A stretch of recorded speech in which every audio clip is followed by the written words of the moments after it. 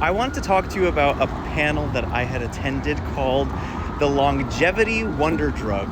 And as a doctor, I was like, okay, that sounds really cool. I did not hear of this medicine. Let me go check out what it was. And they have a bunch of physicians who are on the executive teams of these massive companies, and they start talking about the wonder drug. Guess which one it is? If you guessed GLP-1s, you are correct.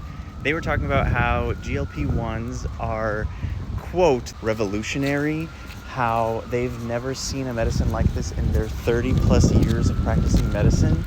And at some point the comment was made that we should be putting GLP-1s in the water. Now, what I really loved about this specific conference is that there were a lot of people in attendance. So the doctors chimed in. What do you think the doctor said? So one doctor went up and she said, so I'm just curious, why is no one talking about the documented side effects of GLP-1s?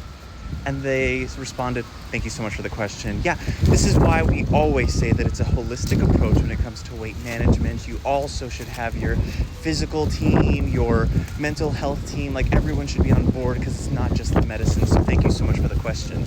Now, this is where it got so spicy because I left that panel after it finished, and I went to the next panel, and it was almost like God was curating the series for me.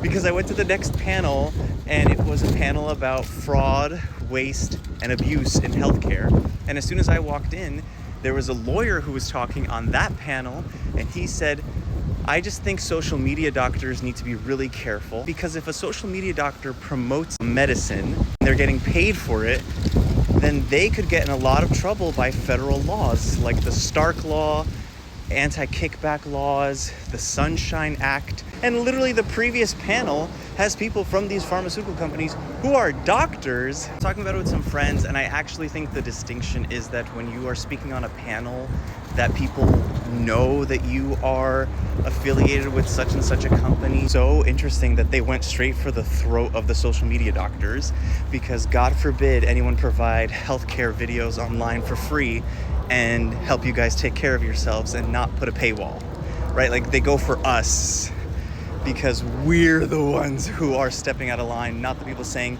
we should totally put GLP-1s in the water. And they're gonna make more from their stock options.